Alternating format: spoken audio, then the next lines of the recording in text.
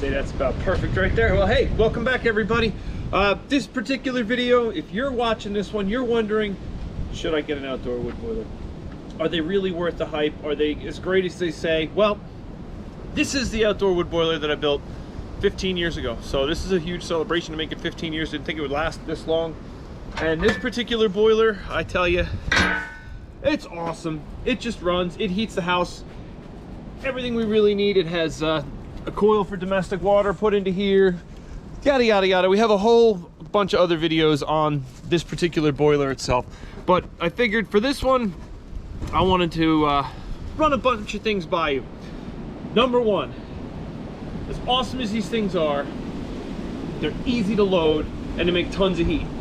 Okay, they're expensive, yes, and you can't have them everywhere. There's quite a few towns that you have to have enough land for them. I would say you need at least 2 acres to have a boiler. Otherwise, you're kind of probably going to annoy your neighbors and stuff.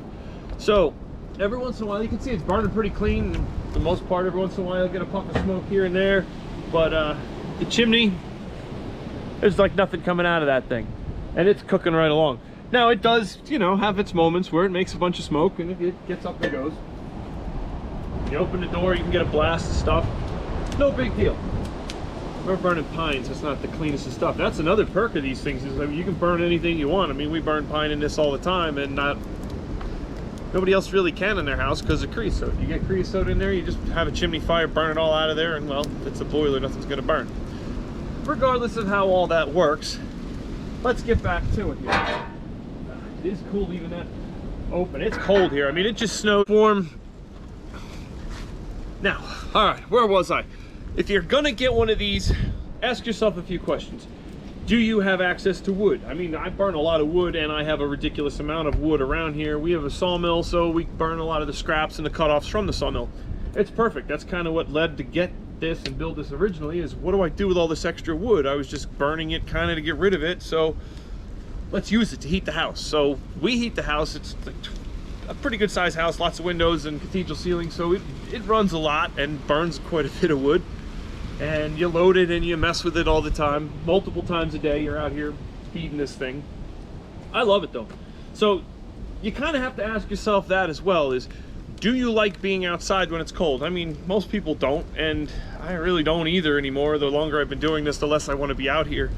However, I still enjoy it. I get out here, I get some exercise, and it gets me out of the house, especially cutting firewood in the middle of winter time when it's cold out. I like going out in the woods and cutting a tree down and dragging it out in the snow and cutting it up. It kind of gives me something to do in the winter to get out of the house and enjoy the cold weather. I mean, otherwise you just hunker down for months and that's it. Is it nice to just turn the propane on and go, yes, it's awesome to do that, but I don't want to pay for that. To me, I'd rather go out in the woods and cut a tree down and, shovel the wood in here and enjoy that. So you have to ask yourself if you like doing that, and are you physically fit enough to do that? I mean, you have to go cut a tree down or be able to access wood, whether people drop off truckloads of wood for you and you cut it and split it and stack it from there. Can you cut it, split it, and stack it? Now, the most important thing with these boilers and any wood stove, no injury. If you get one injury, then there was no point at all in having this. You may as well have just turned the propane on and went to work. So that can ruin you right there. I mean, a simple injury that costs you $1,000 to go to the hospital because you cut your leg. Okay, now you got to get stitches. Now you missed work. Now whatever. Or you twisted your arm or messed up your back, God forbid. Any one of those injuries, there's no point in having any of this. So you kind of have to ask yourself, can you handle that, and make sure you don't rush it and get injured moving heavy logs and pieces of wood around. It's not always easy, but if you're into it. Cool. Man, it's cold out here. This thing's nice. My hands are getting cold though. But okay, so you save a bunch of money having one of these. You have to split your own stuff, and if you can split your own stuff and get your own wood, that's great. I guess you really don't have to split it too much. I like to, like if you look at our wood pile right here, the corners are all split and ready to go. I have various sized chunks and pieces, and then from there it's a little of everything. Here's some scraps off the sawmill and other pieces we have. Try to save a piece of cardboard here and there because you always need something to start it with. And we'll burn through this whole big thing. Again, I have other videos on that if you want to check out what we do and how all that goes. So All right, where are we at here? If you have wood, pallets. Some people burn those. Cardboard, I save a bunch of cardboard if I can to get it going, like the sawmill scraps.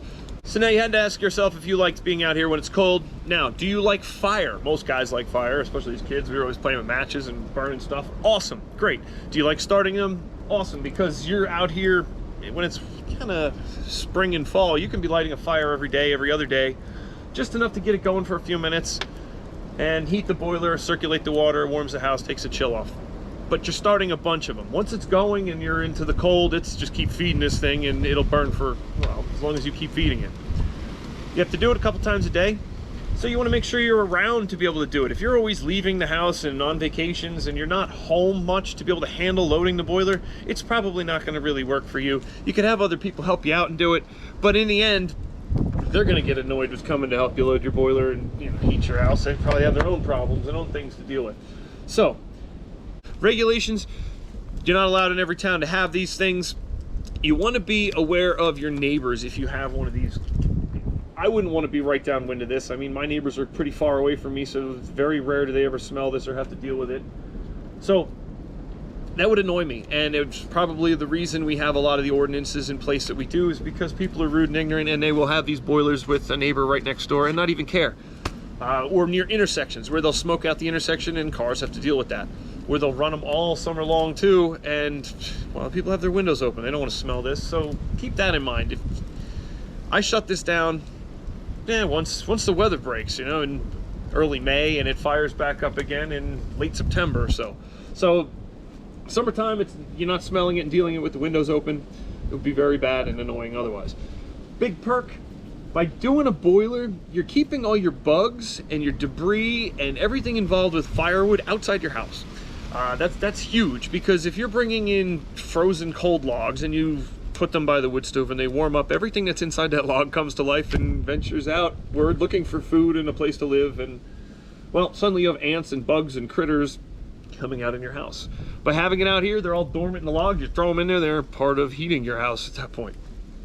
So, another awesome thing, the air in your house is going to be a little cleaner because you're not burning. If you have a wood stove in your house, as opposed to this, for example, in the house, it's going to leak a little bit of this smoke when you open a door, and that's going to go in your house. Out here, it can go out here all I want. It's not going in my house. So that right there is a little bit of a perk to keep all this outside, and your house won't be quite as dry as if you had the wood stove in the house. Another thing, geez, well, it's not that hot. It just fooled me there for a second. But another perk of this is you don't lose all the heat of your house out the chimney. So if you have a nice warm house, it's drawing air in and you're burning a fire, it's working its way right out the chimney and creating a draft and sucking in more heat. By being an enclosed envelope and heating it from inside with circulated water, all that heat that's in there stays in there. It doesn't go out the chimney, short of the exhaust from this thing, which out here it can go out the chimney. That's fine, it works. Other than that, God, I think that pretty much sums up a lot of this. So let me think here quick offhand. Is there any other perk to this? There's a ton of perks to it, but the big one is, do you want to come out here and do this and load this in? Do you have anybody that can help you? I mean, the girls, I keep a lot of small pieces of wood.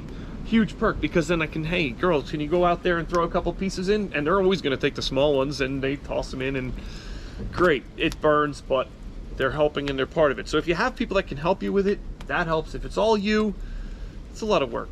And you know, I save a fortune having it, no doubt about it. It's awesome. Like I said, going on 15 years of not paying for heat, other than propane as a backup for if I'm not home.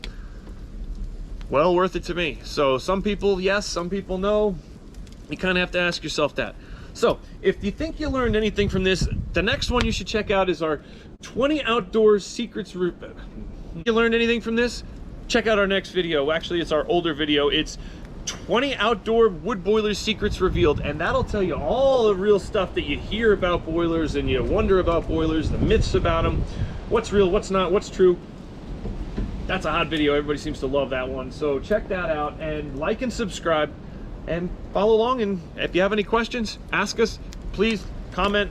Be glad to get back to you. You have a great day. And remember, do not get an injury. If you get one injury, just turn the thermostat on, because that's what you're going to be doing anyway if you're laying on the couch. So you have to ask yourself that.